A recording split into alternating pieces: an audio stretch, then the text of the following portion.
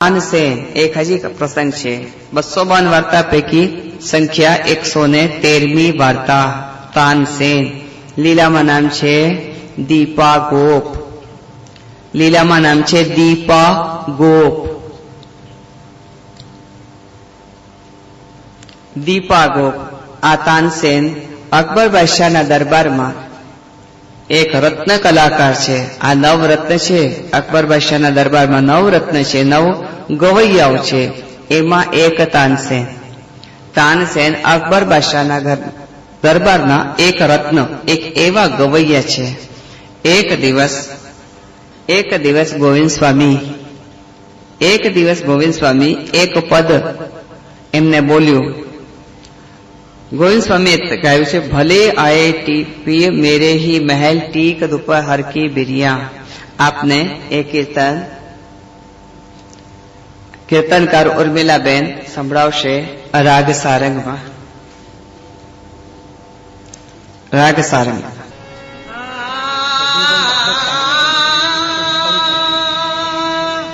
तमे उपरना क्यारे मूको छो?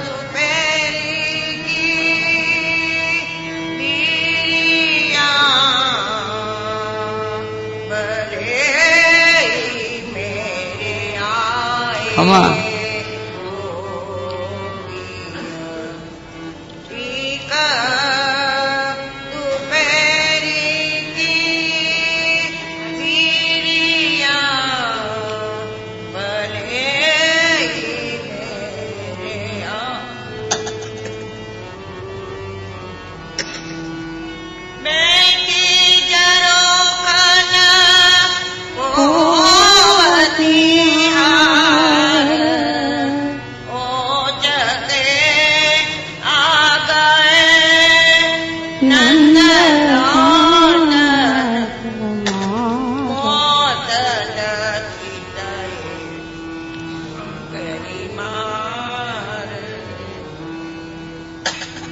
जी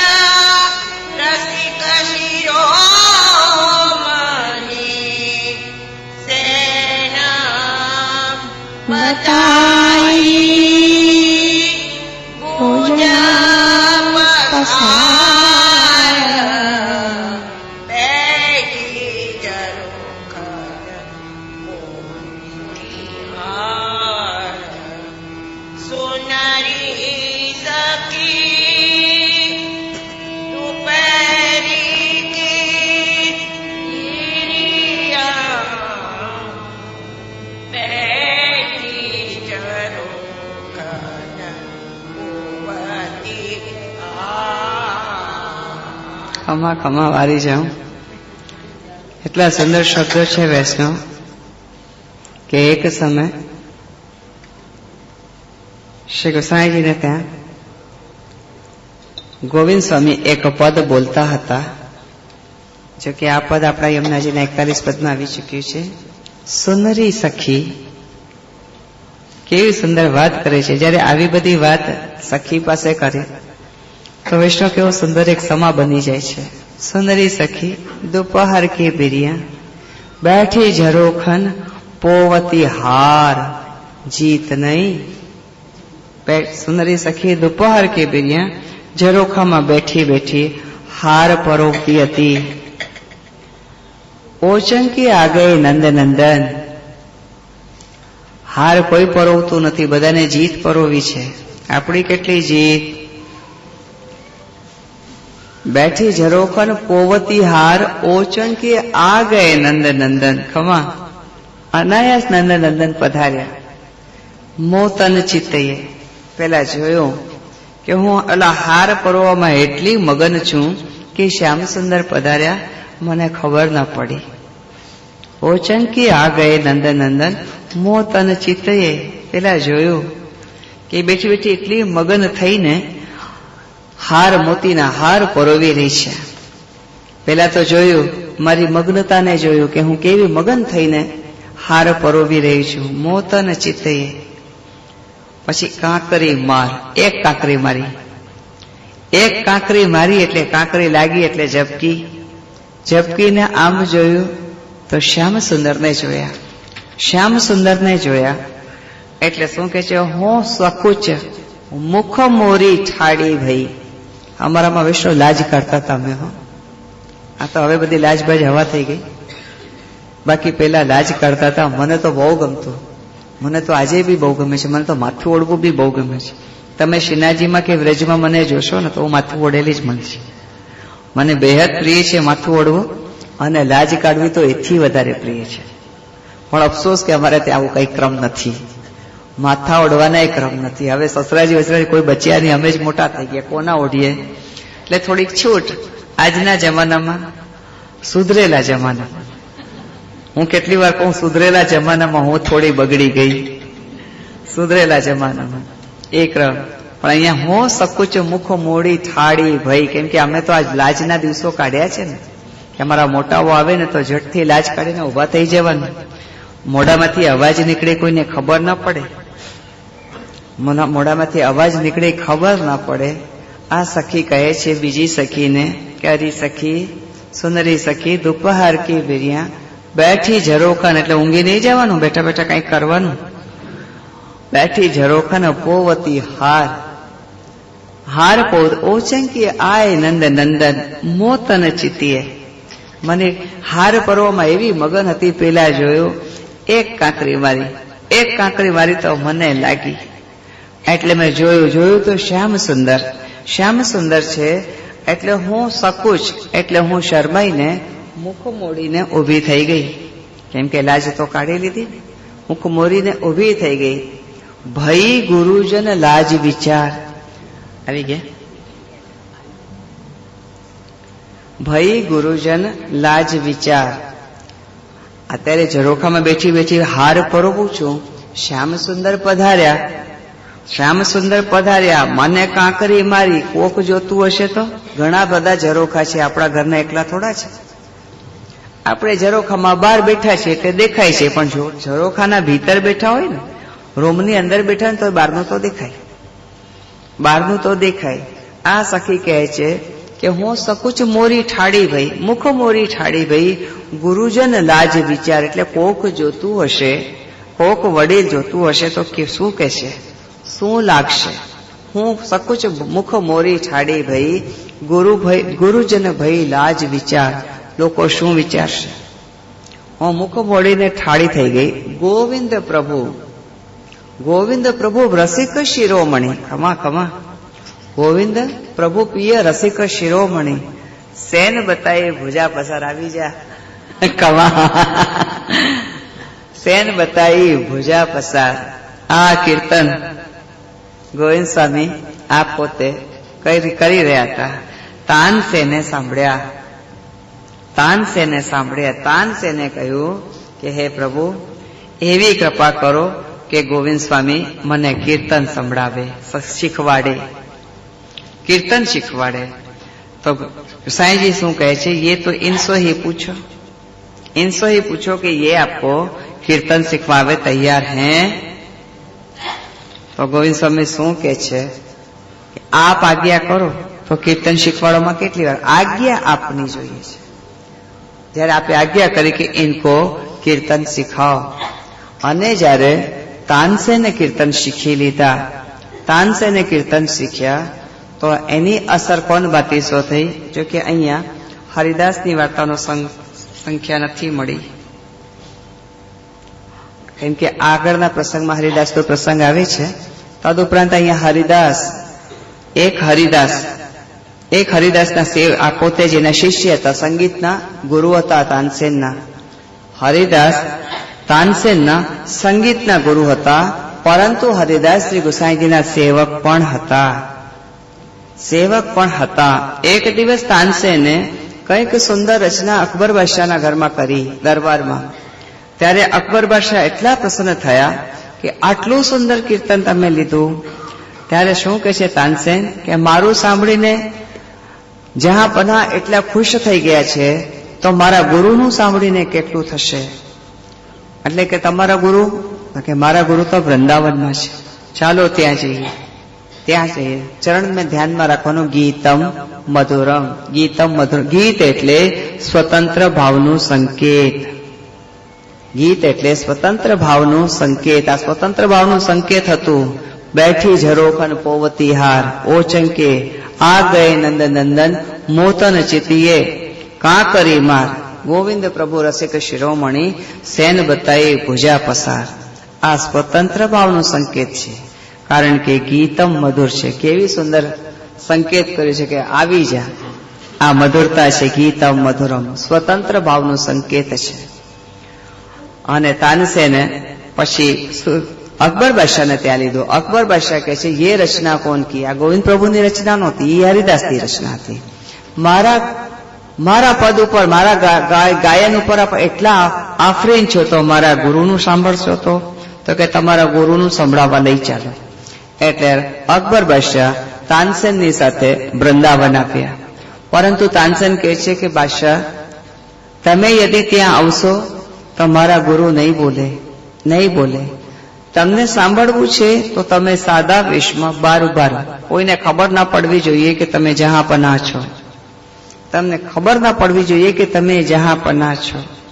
માટે તમે બહાર ઉભા રહો. અને તાનસેન પોતાના ગુરુ હરિદાસને ત્યાં અંદર ગયા. હરિદાસ સેવામાં હતા. હરિદાસે તાનસેનને શું કહ્યું કે આયો તનિયા?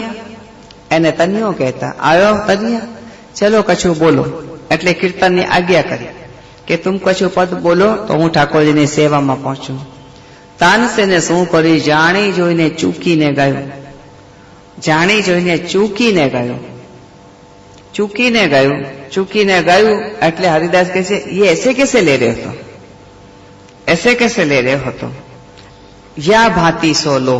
એટલે પોતે બોલીને, એટલે ગાઈને બતાવે આ રીતે બોલો.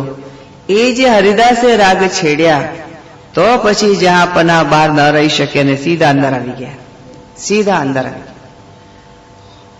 અંદર આવી કે પછી સરાહના કરી કે આવો સુંદર રાગ મેં ક્યાંય સાંભળ્યો નથી, આવો સુંદર કીર્તન મેં ક્યાંય સાંભળ્યો નથી.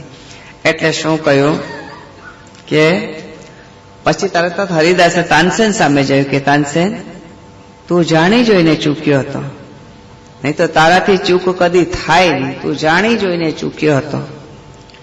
એટલા માટે ચૂક્યો હતો ને કે અકબર બાદશાહને હું સંભળાવું. તો તાનસેન ચૂપ કરી રહ્યા, કારણ કે જે વાત સત્ય હોય તે વાત સત્ય જ છે, તે ચૂપ કરી રહ્યા. પરંતુ હરિદાસ શું કહે છે કે કોઈ ફિકર કી બાત નહીં, આ પદ તો મેં ક્યારનો સન્મુખ કરી દીધો. એટલે હવે આ પદ પ્રસાદી થઈ ગયો. હવે અકબર બાદશાહ સાંભળે તો વાંધો નહીં. ત્યારે અકબર બાદશાહ પ્રસન્ન થઈને હરિદાસને શું કહ્યું કે હરિદાસ કછુક માંગો. હરિદાસ શું કહે છે? મારે કાંઈ નથી માંગવું. મારી પાસે તો મહાપ્રભુજી ગુસાઈજીનું દીધેલું બધું જ છે, મને કાંઈ નથી માંગવું. તદુપરાંત અમારે તમને કંઈક દેવું છે, કંઈક માંગો. જ્યારે અકબર બાદશાહે વિશેષ અભિવ્યક્તિ બતાવી કે મારે કંઈક દેવું જ છે, ત્યારે હરિદાસે શું માંગ્યું કે राजा जब देवी बैठे हो तो कछु ऐसे करो कि हमारे यमुना जी के घाट को एक पत्थर टूट गयो वो जड़वाई दो. हमारा यमुना जी ना घाट नो एक पत्थर तूटी गयो छे એને તમે જડાવી આપો. રાજાને મજા આનંદ ના થયો, કેમ કે રાજાને શાનમાં તોહીન છે. એની શાનમાં એક તોહીન છે કે રાજાને માગ્યો તો કઈ સારું માગીને એમ માગ્યું कि हमारे यमुना जी के घाट को एक पत्थर टूट गयो, सो जड़वाई दो. પછી માગી લીધું છે. રાજા જોવા ગયા કે કયા ઘાટનો કયો પથ્થર તૂટ્યો છે. ત્યાં શું જોયું કે બધા જેટલા પથ્થર છે ને રત્નમય છે. એ પથ્થર નથી, રત્નો છે. મુઠ્ઠી ફેરી હોય ને એમાંથી એકાદું નંગ નીકળી જાય, વીંટી ફેરી હોય એમાંથી એકાદું નંગ નીકળી જાય તો કેમ આપણે સોનીને કહીએ કે આમાં નંગ નાખી દેજો. એવી રીતે યમુનાજીના ઘાટનો જે પથ્થર હતો ને રત્ન ખચિત હતો. રાજાએ પોતાના રાજકોષમાં જેટલો ઝવેરા થતો દરેકના રત્ન લગાડી લગાડીને જોયા, બધા ઝાંખા પડે, બધા ઝાંખા પડે, ઝાંખા પડે. શું કરી શકે? એવું ના લગાડાવે કે ઝાંખા. પછી તેમ લાગે મખમલમાં ટાટ, મખમલમાં કલતાન લગાડ્યું તો કેવું લાગે? એટલે રાજાએ આવીને હાથ જોડી દીધા કે મને તો એમ લાગ્યું હતું કે યમુનાજીના ઘાટનો પથ્થર જડાવવું છે, પણ એ ઘાટ તો રત્ન ખચિત છે, રત્ન ખચિત છે. મારી પાસે રત્ન ક્યાં? રત્ન એટલે હીરા પરના માણેક? હા, ના તો કહેવાની જ નહીં ને, ના તો કહેવાની જ નહીં. રત્ન એટલે હા ના, રત્ન એટલે ભાવ. આપના ભાવ કેવા છે? માટે ગઈકાલે થોડોક રતન ચોક માટે હરિપ્રિયાબેનને માટે કહ્યું હતું. ગઈકાલેનું કનેક્શન અહીંયા હતું કે કેવા ભગવતી છે કે રતન ચોકના રતન છે. આપણને એમ થાય કે નામ રતન ચોક તો ત્યાં રત્ન જડેલા છે. હા, ના તો પાડવાની જ નહીં, હા રત્ન જ જડેલા છે. આપ જોતા નથી કે આપણે જેટલા સમયથી આપણો મેલ છે, જેટલી હા આવી છે બધી હા 111% સાચી છે, એક એમાં ના નહીં. હા, આપણે ઓલા રત્નોમાં જઈએ કે આ સાચું છે ને આ ખોટું છે. અરે ઘેર ગયું સાચું ખોટું. ભાવ કેવું છે? આપના ભાવ સાચા ને ખોટા નથી હોતા, ભાવ શુદ્ધ હોય છે. સાચા અને ખોટામાં કદાચ રત્ન આવી જાય, પરંતુ જ્યાં શુદ્ધતા આવે તો ત્યાં ભાવ આવી જાય. આપને જોવાનું કે આપ ક્યાં છો, કારણ કે ચરણ બહુ સુંદર છે, ગીતમ મધુરમ. આ રીતે અકબર બાદશાહ હરિદાસને હાથ જોડી દીધા. હાથ જોડી દીધા એટલે સ્વીકારી લીધું કે તમારા જેવા ભાવ મારામાં નથી. ઇતિ ગીતમ મધુરમ. અને ત્યાર પછીનો ચરણ પણ બહુ સુંદર છે, પીતમ મધુરમ. બંનેના કોમ્બિનેશન આપણે જોઈશું, બંનેના કોમ્બિનેશન જોઈશું. એમાં પણ બે પ્રસંગ છે, આમાં પણ બે પ્રસંગ છે.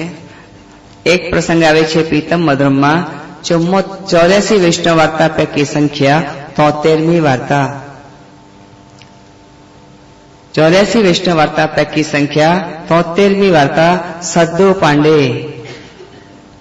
સદ્દુ પાંડે, સદ્દુ પાંડેની સ્ત્રીનું નામ છે ભવાની, સદ્દુ પાંડેની બેનનું નામ છે રામદે, અને સદ્દુ પાંડેની દીકરીનું નામ છે નરો. આ ત્રણેય છે. આ ત્રણેય છે ને લીલામાં યશોદાજીની નણંદ છે. આ ત્રણેય લીલામાં યશોદાજીની નણંદ છે. ભૂતલ ઉપર આવ્યા, ભૂતલ ઉપર આવ્યા. એક સમય ગિરાજીમાંથી સદ્દુ પાંડે આખા ગામના મુખિયા છે. લીલામાં નામ છે ચંદ્રભાન ગોપ.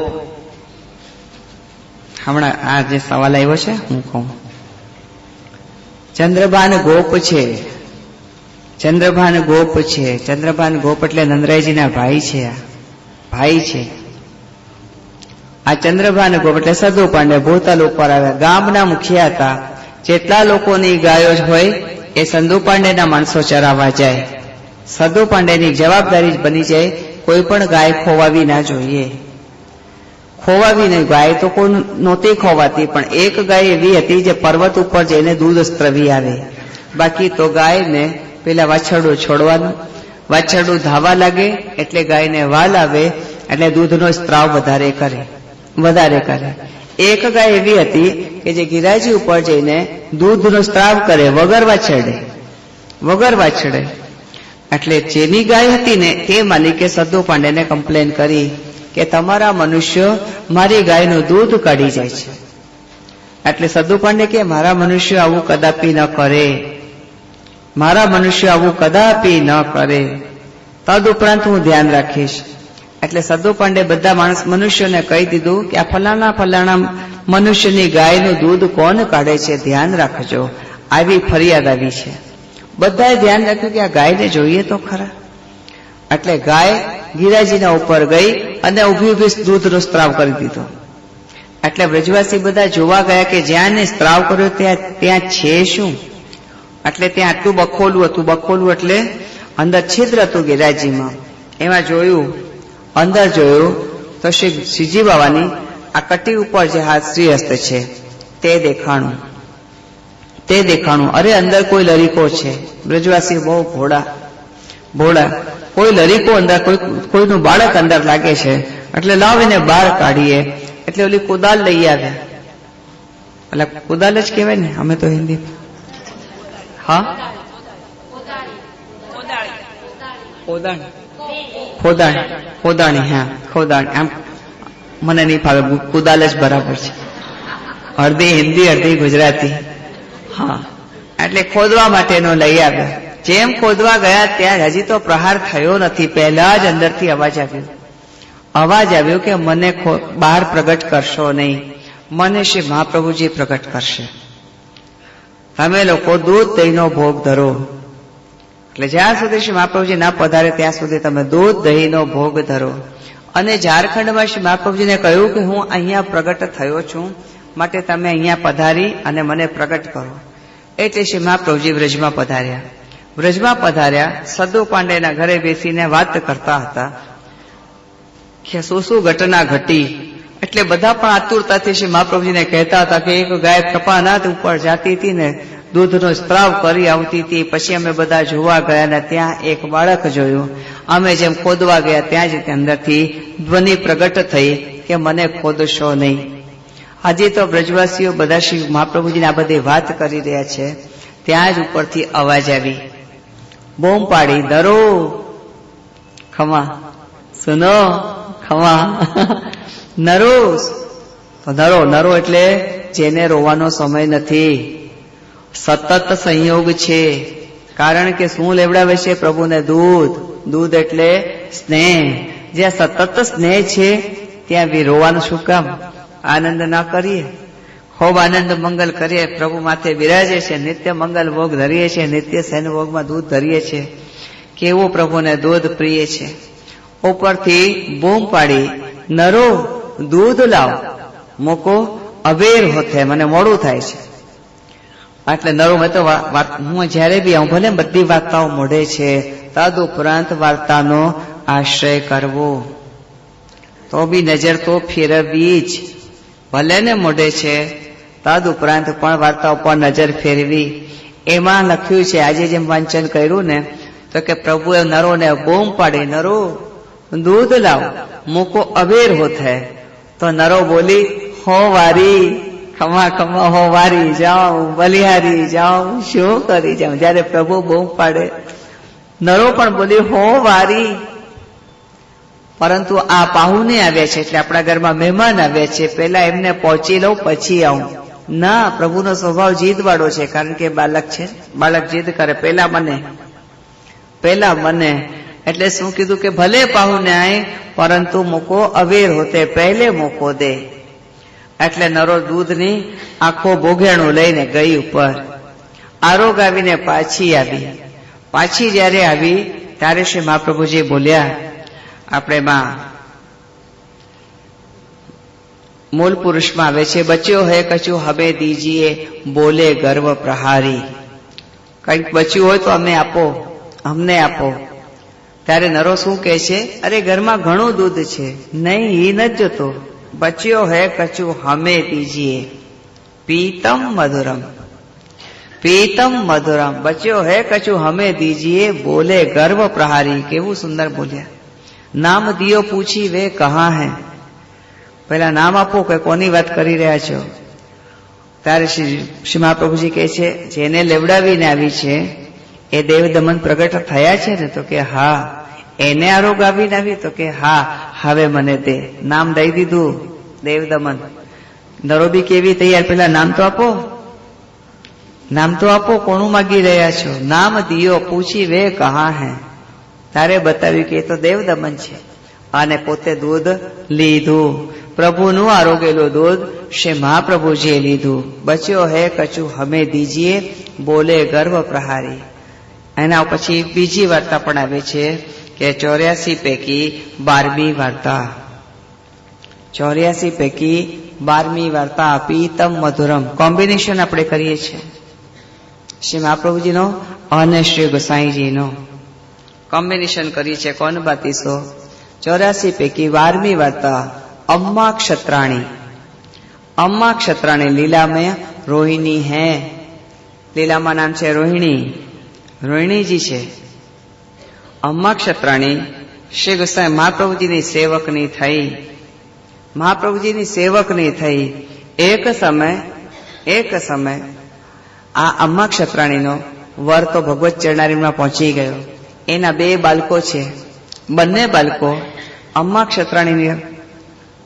ક્ષત્રાણીના બાળકો અને ઠાકોરજી સંગ ખેલે છે. ઠાકોરજી પણ એને 2 લાલન છે. અમ્મા ક્ષત્રાણીના માથે 2 લાલન બિરાજે છે અને બંને લાલન અમ્મા ક્ષત્રાણીના બાળકો સાથે રમે છે. બાળકો સાથે રમે છે તો બાળકોની રમત તો કેવી હોય, એ રમત તો અમે પણ રમતા હતા. અમને કોઈના ઉપર ખીચ ચડે ને તો અમે શું કરે, અરીઠાની પાછળની અંદરની કાળી કાળી ગોટી નીકળે ને, એ અરીઠાને પેલા તો અમારા માથા બધા અરીઠાથી ધોવાતા હતા. શેમ્પુ તો હવે આવી ગયા. અરીઠાથી ધોવાતા તો અરીઠાને પેલા ફોડવાના, એટલે કાળી કાળી ગોટી કાઢી નાખવાની અને પેલાને પલાળવાના અને પછી ઉકાળવાના. પણ એ ગોટી નીકળે ને તો અમારે કોઈને ઉપર ખીચ ચડતી હોય ને તો જમીનમાં આમ ઘસીને ચોંટાડી દઈએ, ગમે ત્યારે ગમે ત્યાં ચોંટાડી દઈએ. તોલો આમ થઈ જાય અને અમને મજા આવે. પછી તો વાંચતા વાંચતા અમને ખબર પડી કે અમ્મા ક્ષત્રાણીના બંને બાળકો પણ ઠાકોરજી સાથે યાહી ભાંતિ સો ખેલતે કે ગોટી કો ઘીસતે ઓર ચોટાતે. પેલી ગોટીને ઘસે ને ચોંટાડે, આવી રમત રમતા અમ્મા ક્ષત્રાણી જોતી. પછી કેટલીક વાર તો ખીજતી પણ, એસે ખેલ કબૂ ના કીજીએ, કબૂ મતી કોઈ કો લગી જાયગી. પણ બાળકો અને ઠાકોરજી ખૂબ રમતા, ખૂબ ભાંતિના ખેલ કરતા. એક દિવસ અમ્મા ક્ષત્રાણીનો મોટો પુત્ર ભગવત ચરણારીમાં પ્રાપ્ત થઈ ગયો. અમ્મા રોવા બેઠી. રોવા બેસે તો બંને સ્વરૂપ ઠાકોરજી આવીને અમ્માને મનાવે કે અમ્મા તું રો મતી ને, અમ્મા તું રોવે મતી ને. એટલે કેટલું મનાવે, પ્રભુ તો બાલક છે, કેટલું મનાવે. પણ અમ્મા રોતા રડે રોકાય નહીં, અમ્મા રડતા રોકાય નહીં. આમ કરતા થોડા દિવસમાં નાનો પુત્ર પણ પહોંચી ગયો. એટલે અમ્મા વધારે રોવા લાગી.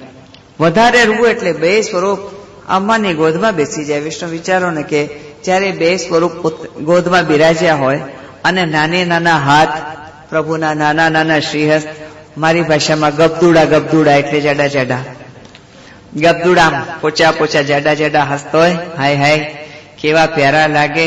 એમાં શ્રીહસ્તમાં આભરણ ધરાવ્યા હોય અને અમ્માની ગોદમાં બિરાજ્યા હોય. અમ્મા તું કાહે કો રોબત હૈ, તું રો મતી, હમકો આછો નહીં લગે. એટલે અમ્મા તો આંખમાંથી આંસુ જાય. અમ્મા તું છાની રહી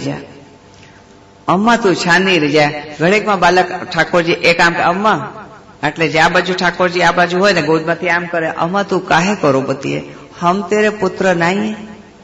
પેલા આ બાજુથી ઠાકોરજી અમ્મા, એટલે એક બાજુ બાલક આમ બોલાવે ને એક બાજુનો બાલક આમ બોલાવે. ઘડીકમાં માથું આમ થાય ને ઘડીકમાં માથું આમ થાય.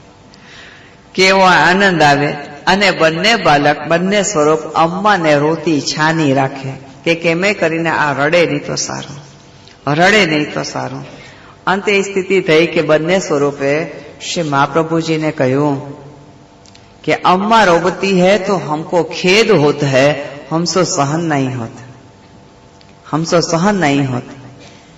શ્રી મહાપ્રભુજીએ પણ કેવડાવ્યું કે અમ્મા એટલું ન રડું કે પ્રભુને ખેદ થાય. એટલે અમ્મા શું કેવડાવે છે કે હું મારા બાળકોને નથી રડતી, પણ મારા બંને આ સ્વરૂપના રમકડા વયા ગયા, હવે આ બાળકોની સાથે ખેલશે. એટલા માટે રડું છું કે આ બાળકોની સાથે ખેલશે. ત્યારે પ્રભુ કહે છે અમારા માટે રડે છે કે અમે કોની સાથે રડશું?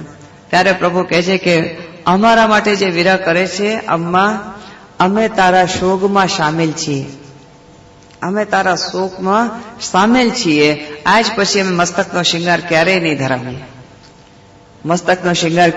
ધરાવીએ. એટલે આજે પણ શ્રીનાથજીમાં તમને નવનીત પ્રિય શ્રીનાથજીના દર્શન કરશો તો જે પ્લેટફોર્મ ઉપર શ્રીનાથજી છે ત્યાં નાના એક ગવાખામાં જ્યાં શ્રી મદન મોહનજી બિરાજે છે ત્યાં નીચે નાનકડો ગવાખો છે, છોટા લાલન છે. મસ્તકના શિંગારમાં તિલક પણ નથી આવતું. તિલક પણ ગમે તેટલી ઠંડી પડે, ટોપી બી નથી આવતી. મસ્તકના શિંગાર નથી ધરતા. હવે સુખે પ્રભુની સેવામાં લાગી ગઈ. એક દિવસ અમ્મા ક્ષત્રાણીએ બંને સ્વરૂપને દૂધના કટોરા ધર્યા હતા. દૂધના કટોરા ધર્યા હતા. એટલામાં તો શ્રી ગુસાઈજી પધાર્યા. શ્રી ગુસાઈજી પધાર્યા એટલે અમ્માને પૂછે છે, અમ્મા કહા સમય હૈ? અમારી પણ જે વિષ્ણુની સાથે આત્મીયતા છે, ઓચિંતાના એના ઘરે પહોંચી જઈએ. ઓચિંતાના ઘરે પહોંચીએ એટલે પૂછે કહા સમય હૈ? પછી જે સમયનો સમય હોય, મંગલભોગનો હોય કે શિંગારનો હોય કે રાજભોગનો હોય કે સેનભોગનો હોય, કહા સમય પૂછીએ ખરા કે કહા સમય? તો એમ થાય કે ભાઈ ઠાકોરજી પહોંચી ગયા. એટલે આપ વિચારો કે જયારે આપણા બધાના સંબંધ ભગવત સંબંધથી ગાઢા બને, આપણી અવર જવર ભગવત સંબંધી હોય, લૌકિકની ન હોય, તો એ સંબંધ કેટલા દિવ્ય